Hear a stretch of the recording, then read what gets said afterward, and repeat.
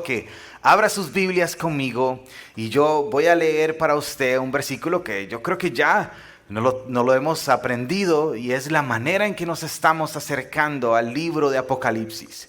Si no has estado con nosotros en nuestro inicio de nuestra serie, yo te invito a que vayas a nuestro canal de YouTube o que vayas a nuestro Spotify, y que ahí vas a encontrar todas nuestras enseñanzas en base al libro de Apocalipsis y el acercamiento a este libro que produce mucho miedo, a este libro que asusta a cristianos y a no cristianos.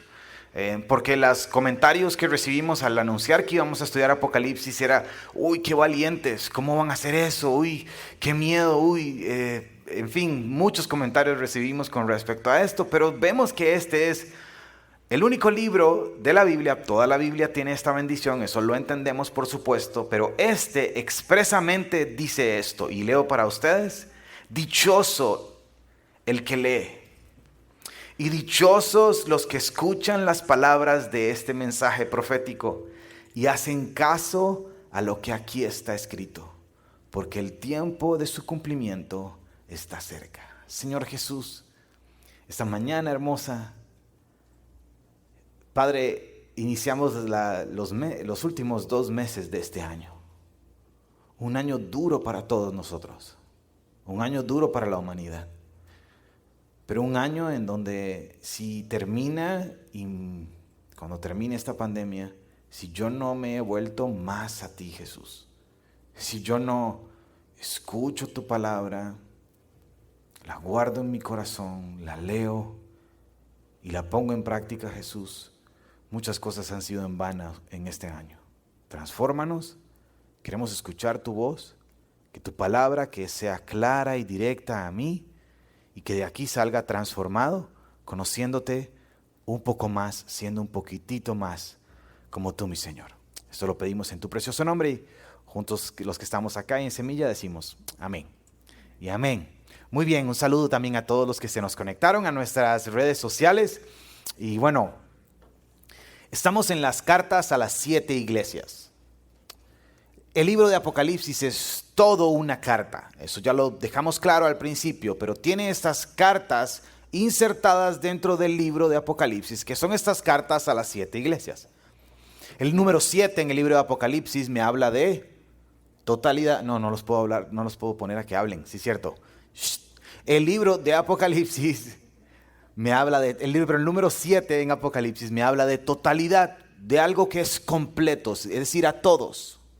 Y esta carta era dirigida a todas las 7 iglesias en esta época, a toda la iglesia universal de la iglesia en todos los tiempos. Entonces es dirigida a nosotros. Y hemos estado observando estas cartas en un propósito de una llamada de atención a la iglesia Semilla, pero también en una aplicación personal para cada uno de nosotros. Hemos evaluado nuestra actitud de hacer iglesia, y también continuamos evaluando, y vamos a evaluar y continuamos evaluando mi relación con Dios y lo que ellas me hablan, estas cartas personalmente. Y como lo dijimos la semana pasada, estas cartas tienen una estructura bien sencilla. 5 elementos contienen la mayoría de estas cartas. Las cartas inician con un recordatorio de la revelación del capítulo 1. Jesús les recuerda a la iglesia quién es Él. Después viene un reconocimiento: yo conozco tus obras. La mayoría de las versiones inician así: yo conozco tus obras. Después viene una reprensión: pero tengo algo en contra tuyo. Como hoy vamos a ver, la iglesia de Pérgamo, Jesús le dice: tengo unas pocas cosas en contra tuyo. Después viene una advertencia, y finalmente viene una promesa. Así que aquí estamos, Apocalipsis capítulo 2. Leo para ustedes hoy de la Nueva Traducción Viviente. Si tenés la Nueva Traducción Viviente, puedes seguir la lectura. Si no, cualquier otra versión de la Biblia, buenísimo también que lo llevemos ahí. Y veo mucha gente tomando notas, y eso me encanta. Ya saben, van para el cielo todos los que toman notas aquí en Semilla. Me encanta, buenísimo. Tomemos notas, recordemos, repasemos, estudiemos lo que el Señor nos ha estado hablando. Ahora sí, capítulo 2, versículo 12. Dice así: escribe esta carta al ángel de la iglesia en Pérgamo. Pérgamo, esta ciudad ubicada aproximadamente unos 80 kilómetros de Éfeso. Es conocida o era en ese tiempo la capital del Imperio Romano en Asia Menor. Era una capital política y era, por decirlo así, un centro de operaciones para el emperador.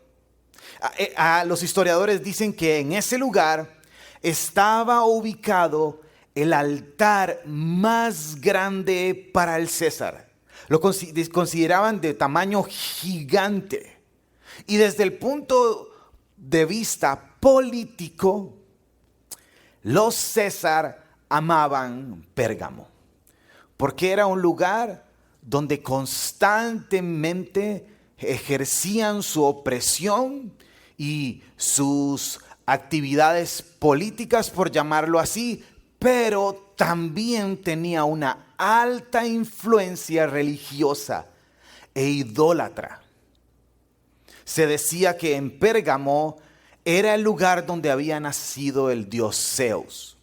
Y también se adoraban a muchos otros dioses ahí, como era común en esos tiempos, pero solamente en este lugar Pérgamo habían 3 templos para el César y después habían muchos otros templos para estos otros dioses. Entonces, Pérgamo era, por decirlo así, la mezcla perfecta para que el Imperio Romano ejerciera su opresión y sus condiciones, haciendo esa mezcla política y religiosa que te pido que mantengamos en mente durante toda nuestra carta hoy.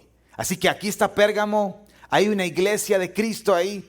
Nuevamente, ¿qué era la iglesia de Cristo en ese tiempo? ¿Cuál era su principal opresión? Adorar al César. Y ellos decían, no, mi adoración es para Cristo nada más. Solamente para el Señor. Y parte B de nuestro versículo 12 dice, este es el mensaje de aquel que tiene la espada aguda de doble filo. Y aquí les vuelve a revelar a la iglesia en Pérgamo algo que ya vimos en el capítulo 1 y le dice, yo soy el que tiene la espada de doble filo. El Imperio Romano gobernaba a filo de espada. Gobernaba con fuerza de ejércitos, con fuerza, con un gran poder. Y Jesús les recuerda hoy y nos recuerda a nosotros también que Él es el que tiene la espada de doble filo. Y esta espada de doble filo la hemos escuchado otras veces. Hebreos capítulo 4, versículo 12 dice así, pues la palabra de Dios es viva y poderosa, más cortante que cualquier espada de 2 filos, penetra en el alma y el espíritu, entre la articulación y la médula del hueso, y deja al descubierto nuestros pensamientos y deseos más íntimos. Pregunta, ¿cuál es tu suprema autoridad en tu vida? ¿Qué posición tiene la palabra de Dios para vos? Que es la espada de 2 filos de Jesús. Aquí en Semilla creemos firmemente que este es el aliento de nuestro Dios.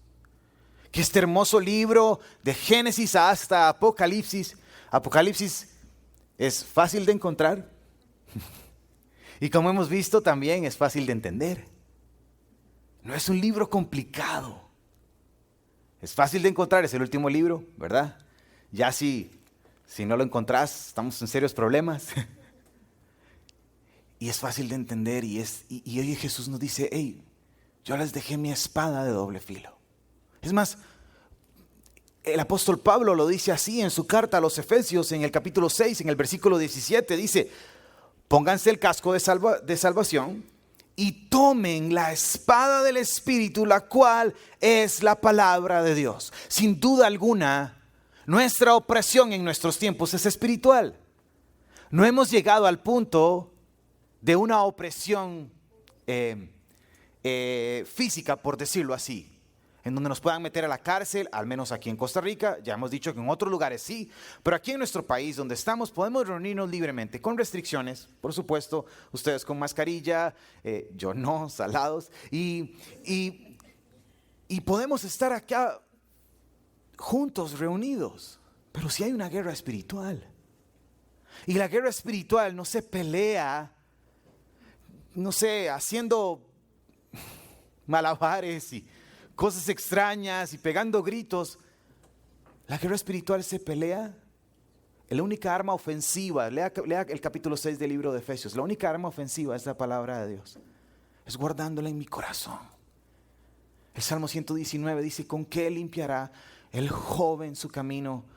Guardando su palabra, memorizándola. Por eso los que están en Un Semilla en Casa insistimos en la memorización, en que guardes la palabra de Dios y lo más importante, que la vivas y que podamos enfrentar este mundo, esta tribulación de nuestros tiempos con la arma, la autoridad de la palabra de Dios que me transforma, que corta lo que tiene que cortar de mí, que saca lo que tiene que sacar de mí y que me transforma y me hace más como Jesús.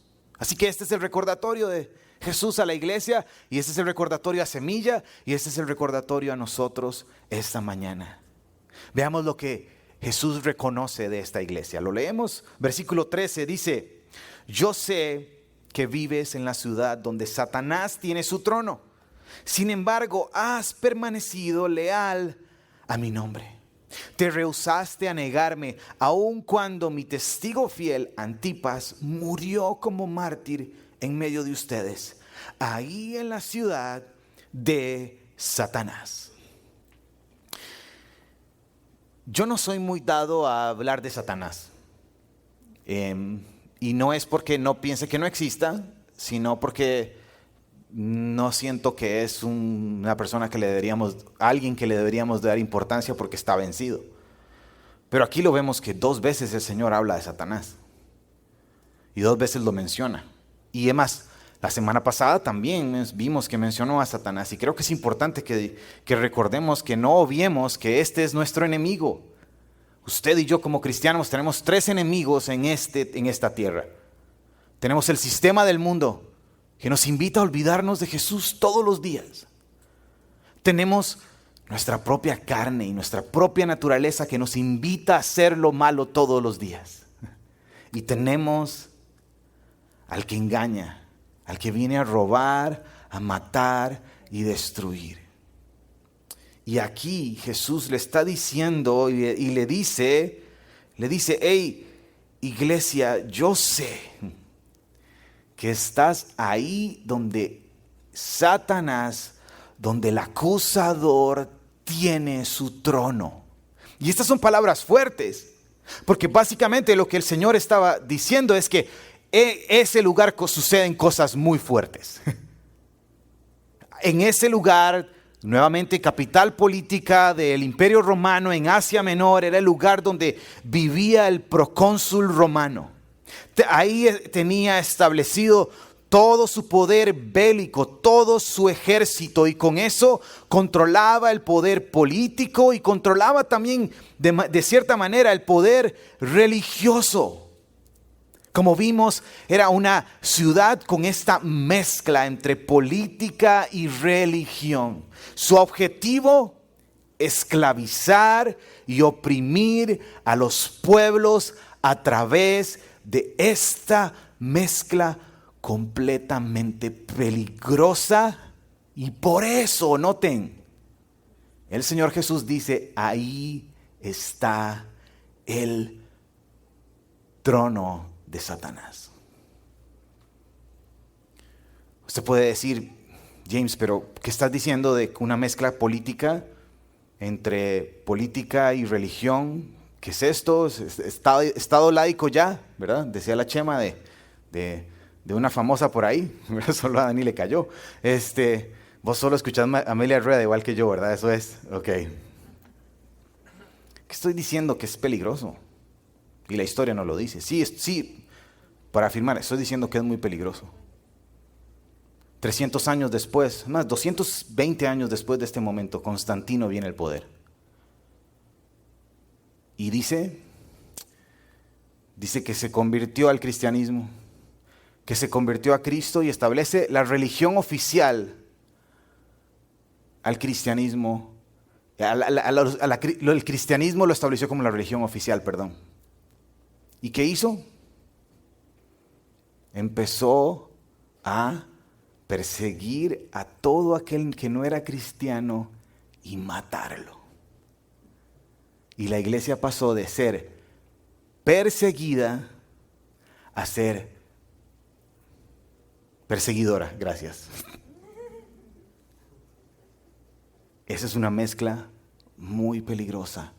¿Qué quiero decir con esto? Y este va a ser mi único comentario aplicable a nuestro país. Nuestra solución no es un presidente cristiano. Nuestra solución no es un partido político cristiano. Nuestra solución no es esa. Nuestra solución es Jesucristo. Y si el Señor, en medio de su hermosa voluntad, nos permite tener un presidente temeroso de Dios, gloria a Dios, pero esa no es mi esperanza.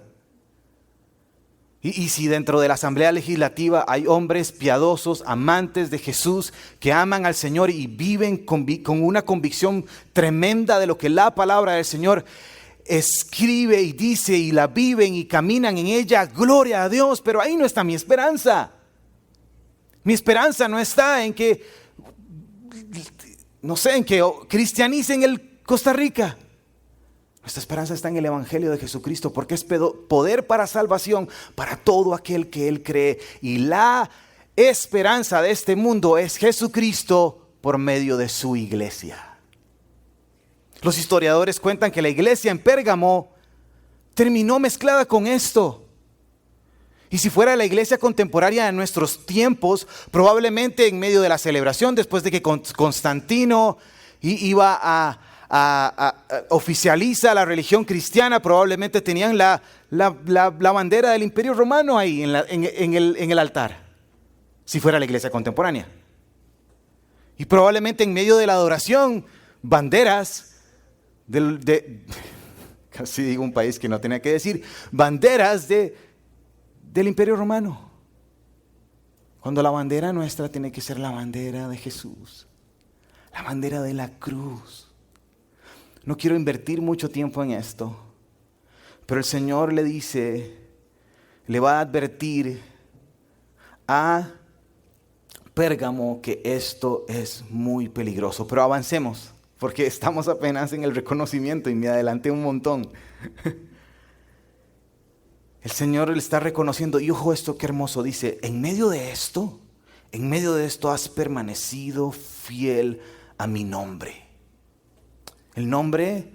Nuestro nombre nos da una identidad. Ustedes escuchan el nombre James y dicen, sí, yo sé quién es James, yo medio lo conozco, lo he visto, pero también he tenido conversaciones, nos da una identidad. Nuevamente nuestra identidad está en Jesús, en permanecer fiel a su nombre. Y pone un ejemplo y dice, así como mi testigo fiel Antipas. Y esto es muy interesante porque este es el único momento en la Biblia en que vemos mencionado este nombre. No sabemos a través de la historia casi nada de Antipas.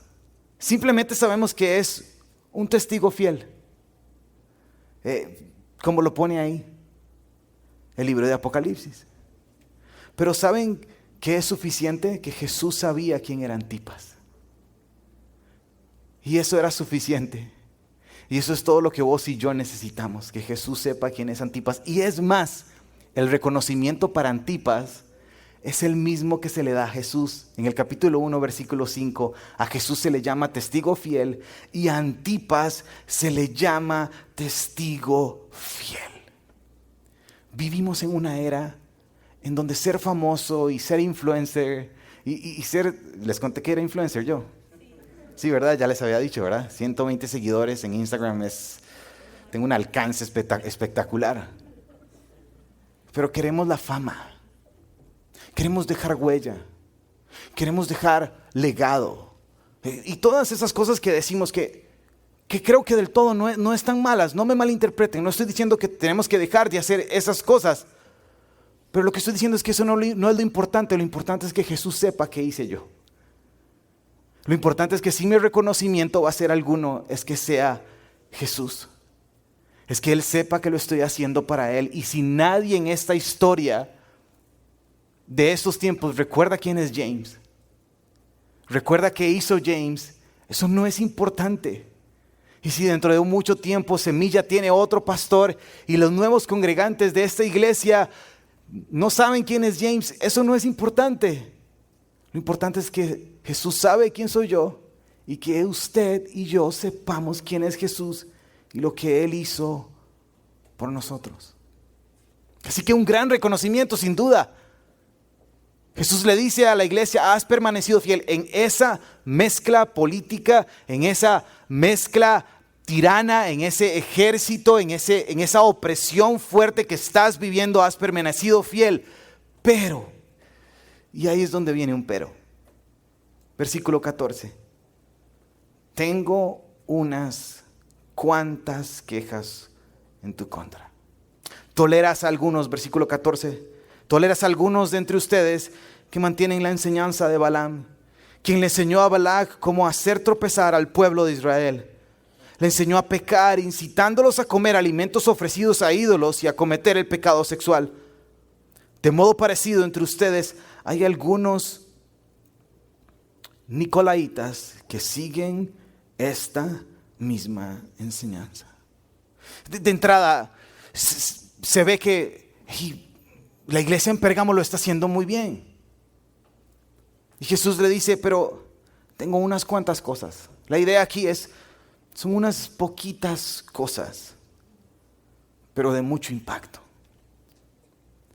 Vos y yo podemos decir: yo amo a Jesús, yo quiero seguir a Jesús, pero tengo estas cositas.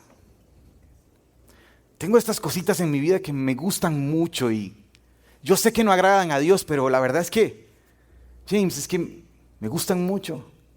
Esas poquitas cosas pueden arruinar mucho. Esas poquitas cosas es como la mosca en la sopa. Sí, pero la sopa se ve increíble, perfecta, huele delicioso, pero tiene una mosca ahí y decir: ya, me ranché. No puedo. Y la mosca en la sopa de la iglesia en Pérgamo era que toleraba. Palabra famosa en este tiempo, ¿verdad? Si vivimos en la era de la tolerancia. Es decir, por favor, James, sea un poco más tolerante. Por favor, Milena, sea un poco más tolerante con James. Vivimos en la cultura de la tolerancia. Hay que tolerar todo. Todo hay que tolerarlo. Pero Jesús le dice a la iglesia en Pérgamo: esto no lo puedes tolerar. Y le dice así, le dice: hey, has tolerado a los que mantienen la doctrina, la enseñanza de Balaam. ¿Qué es esta doctrina y enseñanza de Balaam? Para los que toman notas, números 23 y 24, no podemos, si querés puedes leerlo hasta el capítulo 31, no tenemos el tiempo para verlo acá, pero quiero hacer un resumen rápido de la iglesia, de la doctrina de Balaam. Ahora, la historia dice que el pueblo de Israel, lo vimos en Éxodo, salió hacia Egipto. No, de Egipto, perdón. Se iba en el desierto, todo súper feliz. Y Balac, el rey de los moabitas, los ve y dice: este pueblo es gigante. Se calcula que aproximadamente 2 millones de hombres nada más iban ahí y dicen: no, este pueblo es gigante. Y recuerdan, de Egipto salieron armados, salieron listos, salieron preparados. Y dice: yo necesito aniquilar a este pueblo. Así que contrata a Balaam, un profeta entre comillas, más mago, interesante, es de cierta manera cómico. Ahí está, hasta para los que han leído la historia de Balaam, es hasta cómico porque hasta un burro le habló y le dijo: no vaya a hacer esto. Pero lo contrata, básicamente lo contrata y le dice a Balaam: maldice a este pueblo. Así que Balaam ahí va, llega a la montaña a maldecir al pueblo de Israel. Y cuando ya está listo para gritar su maldición, puras bendiciones salen. No podía maldecir al pueblo de Israel. Y solo bendiciones salen. Entonces Balaam dice, mira, rey Balac, y te va a quedar mal. No me sale la maldición. Y entonces le dice, más adelante, le dice, yo tengo una idea. No podemos maldecirlos, pero sí podemos seducirlos. Así que ¿por qué no enviamos mujeres moabitas para que se acuesten con los hombres israelitas y pequen contra Dios? Muchos de ellos hombres casados. Y así sucedió. La historia termina en que producto de esa seducción, 24,000 hombres pierden la vida por dejarse seducir por Balaam y por los moabitas. ¿Y cuál es la situación de la iglesia en Pérgamo? Es que se está dejando seducir por esta corriente y por estas ideas. No necesariamente la iglesia en Pérgamo estaba cometiendo un acto sexual, un pecado sexual, pero la comparación es que sí estaban cometiendo un adulterio espiritual. Es decir, básicamente yéndose a la cama y siéndole fieles a tratando de serle infieles a dos cosas, al reino de los cielos y al imperio romano.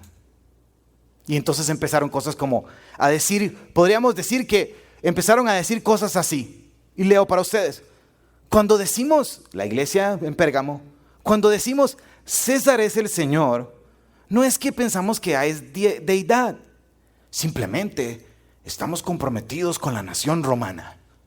Porque la nación romana ha sido buena con nosotros. Porque la nación romana nos ha dado... ¡Uy, cuidado! El compromiso es con el reino de los cielos. Balaam sedujo.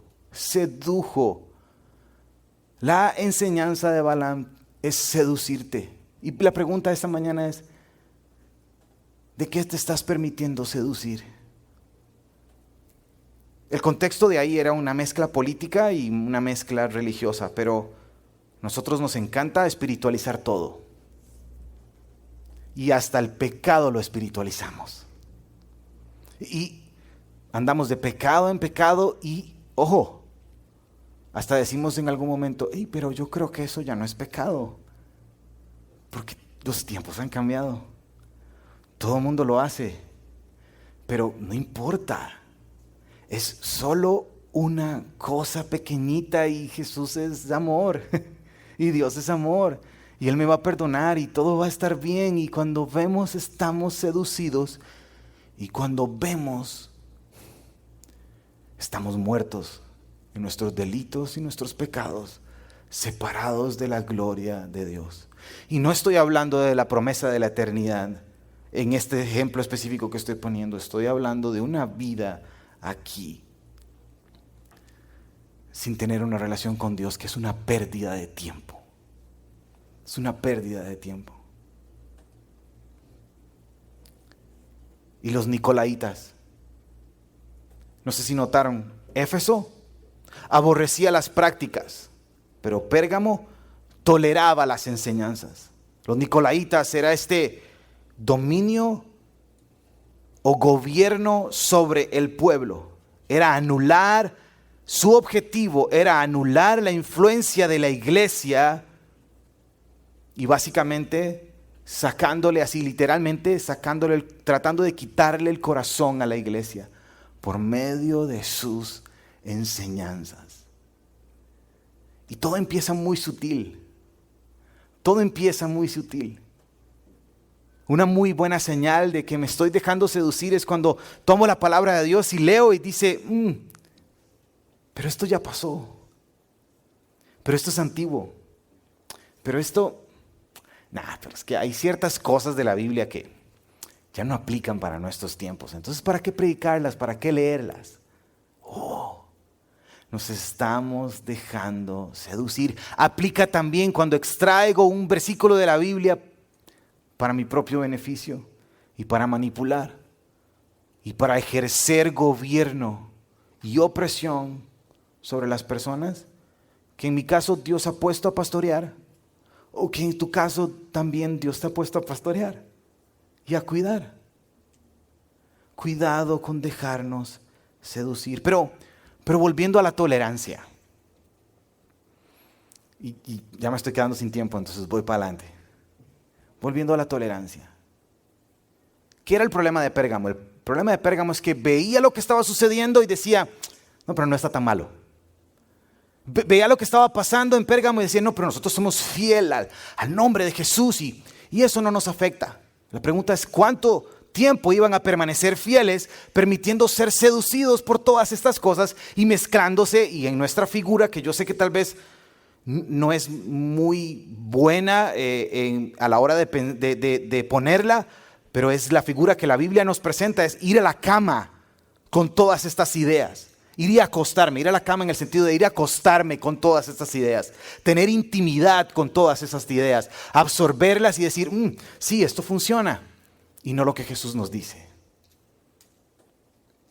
Y ahí es donde viene el problema. Y ahí es donde viene la tolerancia y la no tolerancia. Porque vivimos en un momento en donde la justificación de la tolerancia es: yo hago lo que a mí me da la gana y a mí nadie me puede decir nada, porque es mi vida. No se meta con mi individualidad, no se meta con lo que... no. Pero en el contexto de iglesia, yo veo que existe el espacio directo y la instrucción directa para que, lleno de amor, lleno de ternura, lleno del Espíritu Santo, unos a otros nos podamos decir, bro, eso no lo podemos tolerar. Eso no puede suceder en tu vida. Y no lo digo yo. Es decir, no se me acaba de ocurrir a mí. Gálatas 6, versículo 1, ojo lo que Pablo le dice a esta iglesia. Le dice, amados hermanos, si otro creyente está dominado por algún pecado, ustedes que son espirituales deben ayudarlo a volver al camino correcto. Pero ojo como dice, con ternura y humildad, y tengan mucho cuidado de no caer ustedes en la misma tentación. La familia de fe, la iglesia de Dios, Semilla, este lugar, siempre lo hemos dicho, tiene que ser el lugar más seguro, el lugar más inclusivo, el lugar donde te sientas más bienvenido, pero tal vez también el lugar donde salgas incómodo. También el lugar donde digas, yo necesito, esto me confrontó. Y también el lugar en donde si caes, si pecas, no es que te vamos a apedrear, pero con ternura y con amor vamos a decirte, este no es el camino correcto. Mientras que comentaba esto, una persona me decía, bueno, pastor, pero ¿cuántas veces el pastor tiene que decir, ese no es el camino correcto? Y yo me puse a pensar y dije, las veces que sean necesarias, hasta que Cristo venga. Y a las personas que Dios nos ha permitido acompañar, y si ustedes son ese grupo que el Señor nos ha permitido acompañar, y los que están viéndonos desde casa, no nos vamos a cansar de recordar lo que la palabra del Señor dice, y no nos vamos a cansar de amarnos los unos a otros y cuidarlos los unos a otros, pero en amor vamos a decir, cuidado, por ahí no es. Eso te va a traer dolor. Eso te va a traer una grave consecuencia. No entres en la cama de otra persona. Eso va a destruir tu matrimonio. No te mezcles con este tipo de ideas. Eso te va a desviar del camino. No vayas a ese lugar. Estás atentando con tu vida. No camines hacia allá. Eso va a estar mal. Y esa es la tarea de la iglesia. En la justificación de la tolerancia hemos dicho, todo está bien, haga lo que le dé la gana. Y nosotros mismos, carebarros, andamos justificándonos, nosotros. Yo lo hice durante mucho tiempo. Y créanme que si hay alguien que le ha golpeado esta carta es a mí. Porque yo, en mi creer que creo, durante mucho tiempo, andaba de idea en idea, de corriente en corriente, que solo me llevó a pecado tras pecado, a mentira tras mentira, y lo peor de todo fue a dolor tras dolor. Y hoy el Señor le dice, tengo esto en contra tuya. Y esa es la reprensión. Pero el objetivo de que corrijas es que te mantengas fiel al nombre del Señor. ¿Qué tenemos que hacer? Versículo 16. Arrepiéntete de tu pecado, de lo contrario vendré a ti de repente y pelearé contra ellos con la espada de mi boca. Es un llamado a la acción, es un llamado a evaluarnos, es un llamado a corregirnos, es un llamado, el arrepentimiento es ese, es un llamado a no amoldarnos al mundo actual, a lo que está sucediendo. Como iglesia, tenemos que tener cuidado de tratar de ser muy relevantes para nuestra actualidad y más bien desviarnos del camino. Porque el llamado es totalmente diferente. El llamado es a ser contracultural. Romanos capítulo 12, versículo 2, usted ha leído ese versículo, dice, no imiten, leo de la Nueva Traducción Viviente, no imiten las conductas ni las costumbres de este mundo, más bien dejen que Dios los transforme en personas nuevas al cambiarles la manera de pensar. Entonces aprenderán a conocer la voluntad de Dios para ustedes, la cual es buena, agradable y perfecta. ¿Cuál es? ¿Cuál es la solución a esto? Una vida de arrepentimiento. Una vida entregada a la transformación. Una vida contracultural. ¿Y qué es ser contracultural? Es decir, mientras que todos odian, yo amo.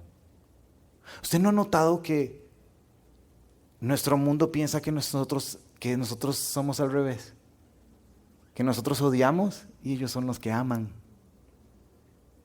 Noten si no nos han hecho una mezcolanza extraña. Pero nosotros somos los que somos llamados a odiar. A amar. Borren eso. A odiar el pecado en el nombre de Jesús.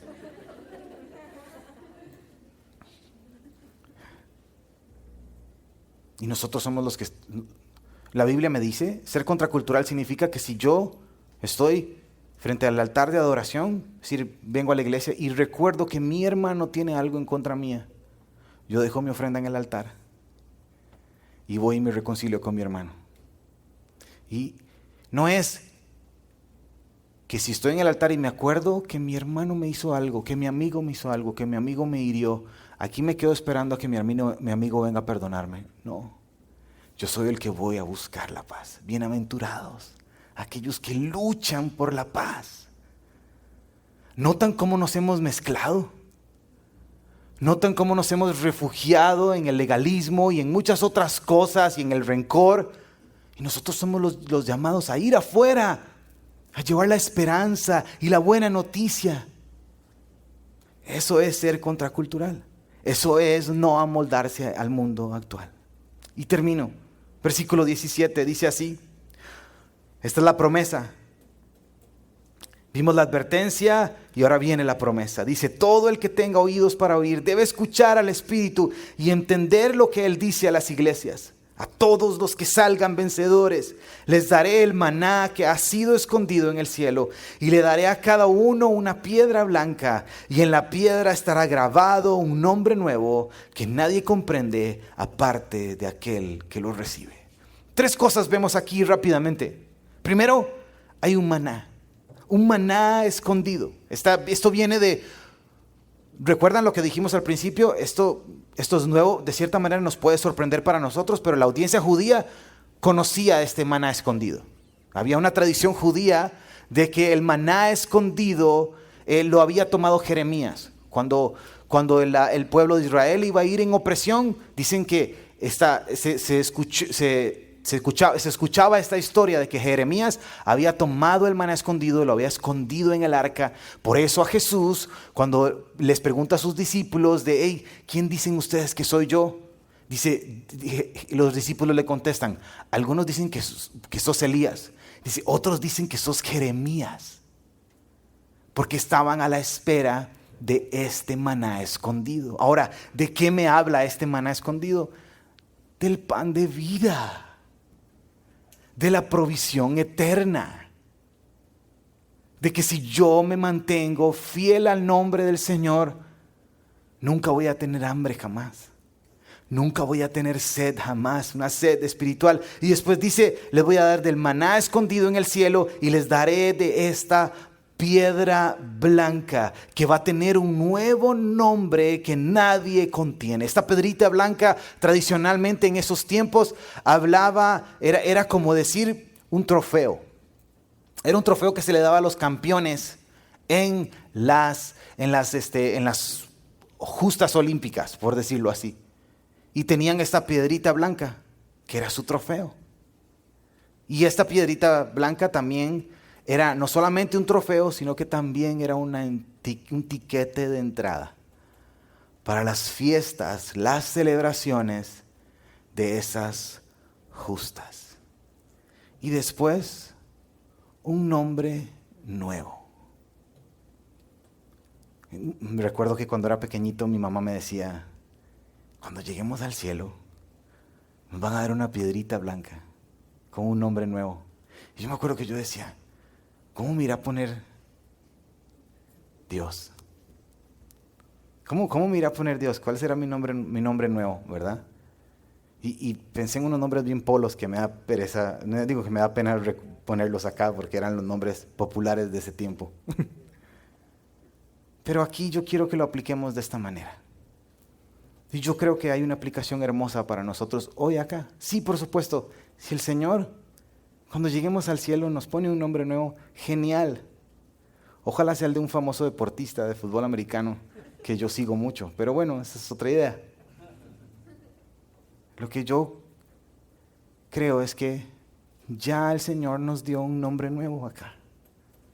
Ya nos dio una identidad nueva. Ya nos dio el nombre de fiel a mi nombre. Fiel al nombre de Jesús. Si hay alguna frase de todos estos textos, y este es un texto que he leído mucho esta semana, y he luchado contra este texto, pero no dejo de pensar en fiel a mi nombre, fiel a mi nombre, fiel a mi nombre, fiel a mi nombre. Como hombres y seres humanos, como seres humanos, siempre pensamos y tenía esta conversación precisamente el viernes. Y mientras que conversábamos yo decía, ¿qué le estoy heredando yo a mis hijos? ¿Qué les estoy heredando a mis hijos ya? ¿Qué les estoy marcando? Si hablábamos de la importancia de una figura paterna y cómo tantos hombres irresponsables en estos tiempos han abandonado a sus hijos y los han dejado botados. Y la figura paterna es tan importante en el crecimiento de un niño, en su desarrollo, en tantas cosas. Pero creo que una de las cosas importantes de un papá es aquel que marca el paso y que no le dice a su hijo, hey hijo, haga lo que yo le diga, pero no haga lo que yo hago, sino que con el ejemplo más bien le muestra el camino a su hijo y le enseña el camino. Y yo no dejo de pensar en esto porque yo quiero que cuando esté en mi lecho de muerte, cuando esté a punto de recibir la piedrita blanca, mis hijos me vuelvan a ver y me digan, no que les di muchas cosas, no que los regañé mucho, no que les puse muchas consecuencias, sino que mi papá fue fiel al nombre de Jesús. Y usted y yo podemos marcar esta generación siendo fiel al nombre de Jesús. La historia dice que la iglesia de Pérgamo se dejó seducir. Permaneció fiel al nombre de Jesús, pero ¿cuánto le duró eso? No toleremos nada en nuestras vidas que nos aleje del nombre de Jesús. Y si has tolerado mucho pecado vos mismo, y si has tolerado muchas actitudes que te alejas de Dios, hoy es la perfecta, hoy es el momento indicado, hoy es el llamado para que te arrepientas y para que te sentes a la mesa de Jesús, con Jesús.